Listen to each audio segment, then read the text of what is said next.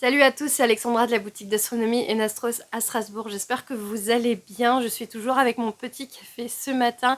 Je voulais vous remercier pour vos petits messages de rétablissement puisque la semaine dernière j'étais malade et du coup j'ai tout simplement pas eu le temps de faire le montage de la vidéo parce que j'étais très fatiguée. Je suis encore un peu malade mais ça va beaucoup mieux. Je tiens à dire, pas la peine d'aller préciser que je dois mettre un suppositoire. Vraiment ce genre de commentaires...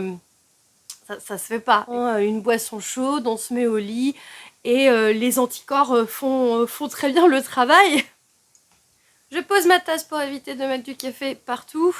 Et on a des petites choses à dire aujourd'hui parce qu'il s'est passé plein de trucs malgré tout. C'était vraiment une petite semaine. Alors une semaine plus la semaine encore d'avant. Assez dingue. Premièrement, il y a eu des aurores boréales. Vous avez forcément dû voir passer l'info, peut-être même que vous avez vu les aurores boréales le 10 octobre.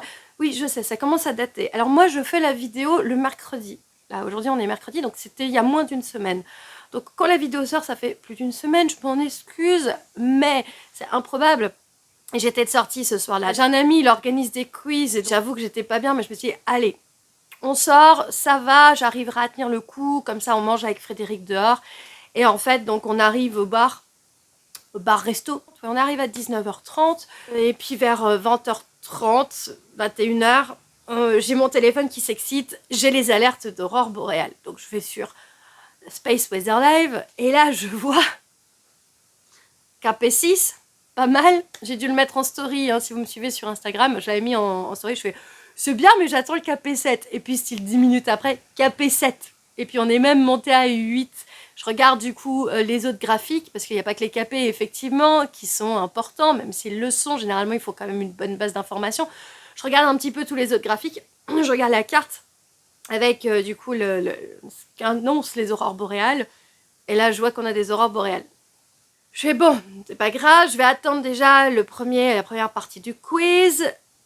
On attend la fin de la première partie du quiz en 3 parties. Je sors, je vais dehors, je suis donc à Strasbourg, en plein milieu des lumières. Je regarde le ciel. On est plusieurs à avoir les alertes parce qu'en fait, il y en a d'autres qui s'intéressent à l'astronomie sans être astronome amateur. Et donc, en fait, qui ont les différentes applications d'alerte. Et là, on se dit, en fait, il y a beaucoup de nuages. Bon, on rentre, on fait la deuxième partie du quiz. De nouveau, la petite pause. Je fais, allez, je retente, je retourne dehors. Toujours trop de nuages. Bon, c'est pas grave. On a la troisième partie du quiz. Et puis, en fait, là, c'est le créneau, il est 23h. Il s'est quand même passé 2-3 heures. C'est de la patience, hein. Je voyais en plus sur les réseaux sociaux, les gens, ils mettaient leurs photos parce que dans l'ouest de la France, vous avez une superbe météo que nous, on a eu le lendemain. Donc, j'étais deg. Parce que moi, je regarde au-dessus de ma tête et puis je vois des nuages. Et puis, Fred, il me dit, ouais, viens voir et tout. Il y a des nuages et le trou avec les aurores boréales. Et donc je suis allée voir, en fait il faut savoir que le bâtiment il était orienté vers le nord, donc il faut que je fasse le tour du bâtiment. Et là je regarde, alors vraiment c'était pas le truc le plus flagrant, mais avec beaucoup de minutie, même entouré de lumière, en fait on arrivait à voir les aurores boréales à l'œil nu. Et je mens pas, on est plusieurs, hein. J'ai des témoins où je leur ai dit, parce que forcément ceux qui s'y intéressaient, en fait je leur ai dit venez voir, et effectivement on avait les nuages en plus d'ailleurs qui captent la lumière à des lampadaires de la ville, donc qui sont orangés, et au milieu c'était légèrement rosé. On voyait la différence de couleur entre le orange de la pollution lumineuse et le côté rose de l'aurore boréale. Alors c'était vraiment pas très flagrant, c'était très minutieux comme une aurore boréale. Enfin voilà, pour ceux qui ont l'habitude d'en voir, je pense que vous voyez ce que je veux dire. Mais vraiment, on les a vus à Strasbourg, encore une fois, le 10 mai, le 10 octobre.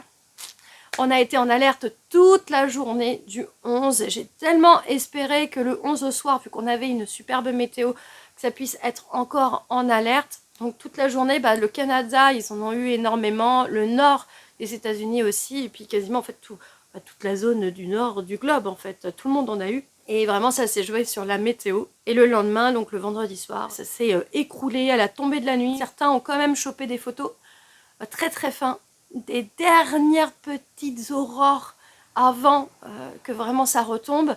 Et vraiment à la tombée de la nuit. Donc le créneau, il était vraiment shorty. Donc il Il y en a quand même eu, mais pas sur Strasbourg, pas aussi intense que la veille. Mais effectivement, voilà, on a eu donc encore des aurores boréales. N'hésitez pas à aller voir ma vidéo.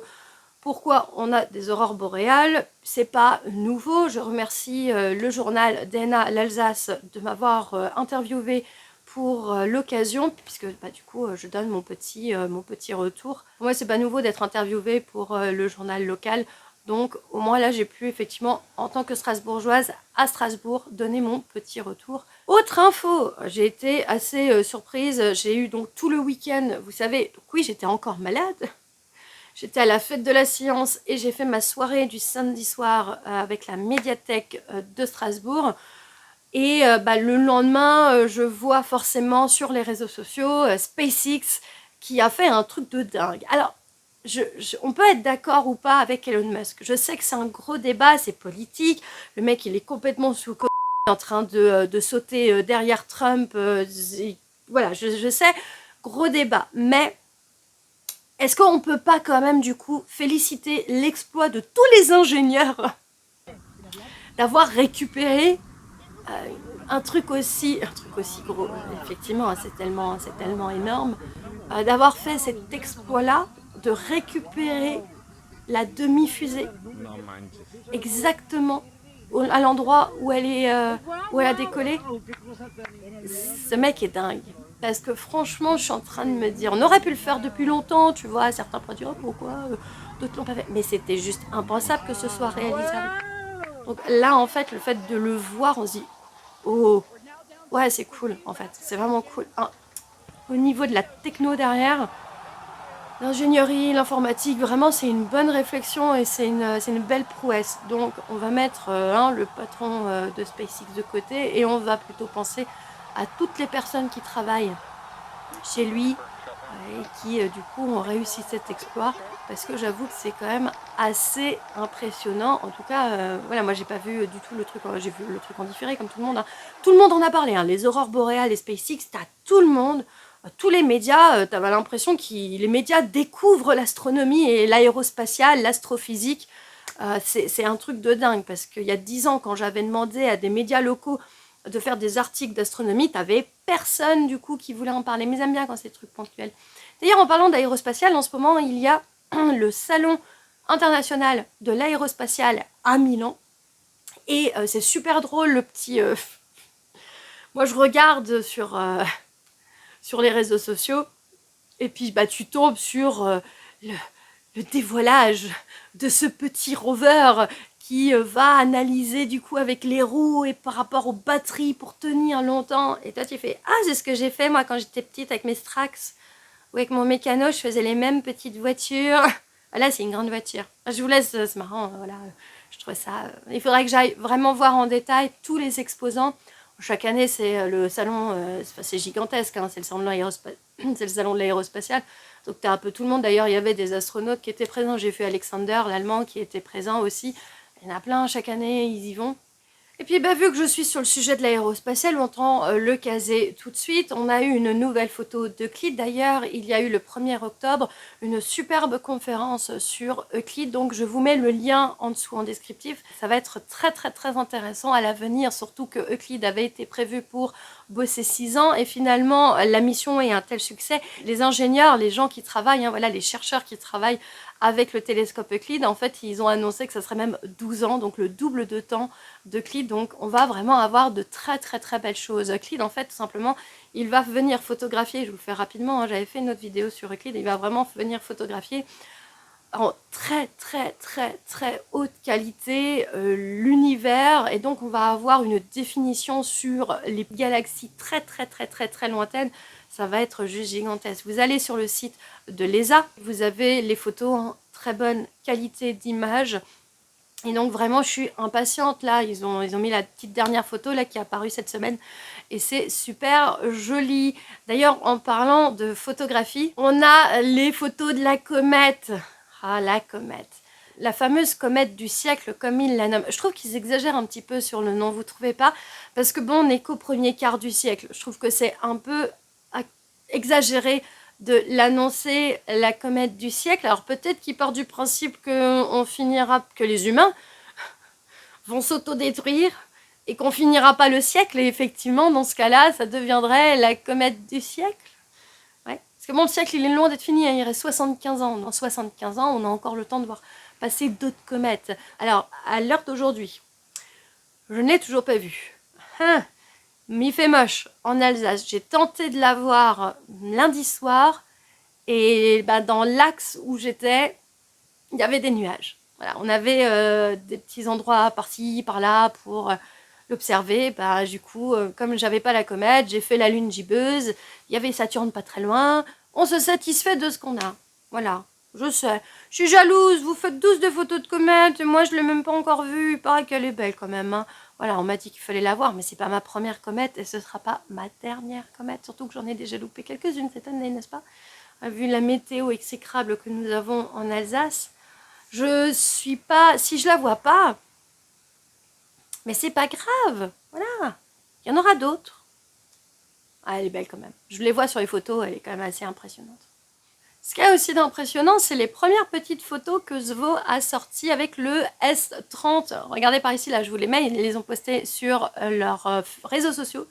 Ils ont commencé à mettre les premières photos du petit S30. Donc, c'est prometteur, mais ça casse pas trois pattes à un canard. Voilà, on va le mettre comme ça. C'est bien, mais voilà, j'ai l'impression... on ne sait toujours pas quelle caméra ils ont mis dedans. Moi, je veux vraiment avoir la techno qu'il y a dedans. Donc au moins on va attendre d'avoir un petit peu, là ça arrive bientôt parce que on est mi-octobre, les précommandes c'est dans moins de 2 semaines en fait. On verra dans moins de 2 semaines. Voilà. Bon, week-end dernier c'était plutôt bien passé, je suis assez contente. Je vous mets une petite photo de mon stand. Donc j'avais 62, 63, 62 constellations à exposer et ça a plu à Surtense. Ça a moins plu à d'autres parce que les gens viennent en famille généralement pour la fête de la science et en fait j'en ai même eu, j'ai des parents qui m'ont dit ah oui mais on n'est pas là pour lire, il y a une expo hein, voilà, vous pouvez aussi me poser des questions mais je veux dire le reste de l'expo vous pouvez lire juste les titres. Et au final, je vous fais juste cette petite parenthèse si jamais, parce que j'y pensais, je l'ai quand même mis sur ma liste. Dans les constellations qui ont disparu, il y a la constellation du Lion palatin. Je vous en avais furtivement parlé il y a 2 semaines en disant que je me suis perdue dans le Saint-Empire romain germanique. En fait, il faut savoir que le Lion palatin, donc ça vient palatin, ça vient de palais, et c'était un souverain dans un état du Saint-Empire romain germanique qui, en fait, finalement dirigeait à la place de l'empereur. On était pour l'état de la Rhénanie. La Rhénanie, c'est le Rhin, donc en fait, c'est ça. J'étais en lien avec l'Alsace et on était à Mannheim. En cherchant un petit peu, je me suis demandé mais qu'est-ce qu'avait fait cette personne? Et en fait, cette personne a mis en place quand même 2 observatoires. Et avec ces observatoires, les astronomes de l'époque ont même observé les 2 transits de Vénus du XVIIIe siècle. Et ça, je trouve ça beau en fait. On a des retours comme ça de petites choses qui m'ont fait découvrir. Du coup, j'ai envie maintenant d'aller voir, de découvrir ces observatoires. Là-bas, c'est à 1h30 de Strasbourg, donc c'est vraiment pas très loin. Et je me dis que ça peut être un super week-end sorti avec Frédéric. On se prend une petite nuit là-bas. Ça nous permet de découvrir la ville et potentiellement d'aller découvrir les observatoires qui ont été construits à l'époque. J'ai fini mon samedi soir après avoir passé toute ma journée à Colmar à présenter mes constellations disparues. J'ai animé à la médiathèque de Strasbourg, c'était super. Ils avaient fait une déco de dingue, ils avaient fait plein d'ateliers. C'était pareil, c'était familial, donc les gens du quartier venaient avec leurs enfants. Comme il a fait moche, je n'ai pas pu faire les observations. On a donc sorti le plan B, j'ai fait la projection de Stellarium et j'ai animé toute la soirée. J'ai fait 5 séances de 25 minutes. La dernière a duré un petit peu plus longtemps. Je fais de l'extra pour la dernière, j'ai fait 40 minutes. Et les 4 premières étaient plutôt ciblées pour les enfants parce qu'il y avait beaucoup d'enfants, donc j'ai raconté les histoires de la mythologie. Et la dernière, je suis allée un petit peu plus loin. Pas d'histoire, on va aller sur vraiment le fin fond de l'univers, les galaxies, l'immensité de tout ce qui nous entoure et nous dedans, bien sûr.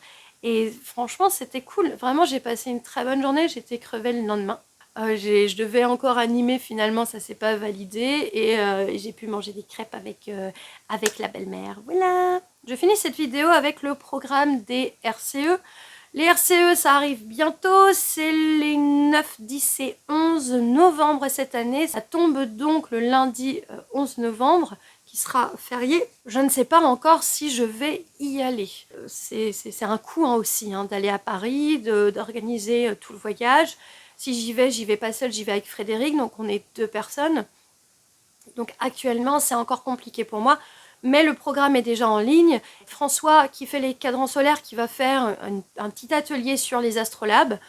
Donc n'hésitez surtout pas, si le sujet des astrolabes vous intéresse, ça va être très intéressant puisqu'il a créé un logiciel pour calculer les cadrans solaires qui est très très bien, qui est très bien fait. Il fait partie de la commission des cadrans solaires de France, donc c'est quand même quelqu'un qui s'y connaît, c'est une grosse commission de la SAF. La SAF a en fait plusieurs commissions. Il y a celle des instruments anciens, celle des étoiles doubles. C'est incroyable tout ce qu'ils ont. Je crois qu'il y a une quinzaine de commissions de la SAF. Dans mes souvenirs, il y en a vraiment beaucoup, beaucoup. Donc voilà, les cadrans solaires, c'est une des commissions. J'avais eu l'occasion de rencontrer plusieurs membres lorsqu'ils étaient venus à Strasbourg. J'avais même conférencé pour eux.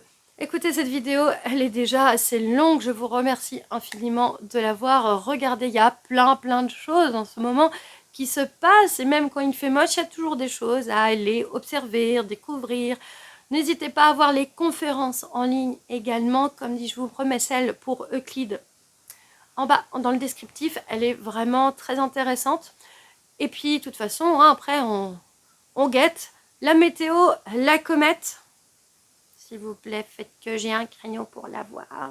Même malade, j'ai essayé de la voir et j'ai pas réussi. Bon, voilà, c'est pas grave. Merci beaucoup. Ah oui, et n'hésitez pas à vous abonner pour soutenir mon travail, pour voir les autres vidéos, les prochaines actus astro. Je vous souhaite de passer un excellent week-end et moi je vous dis à la prochaine. Salut!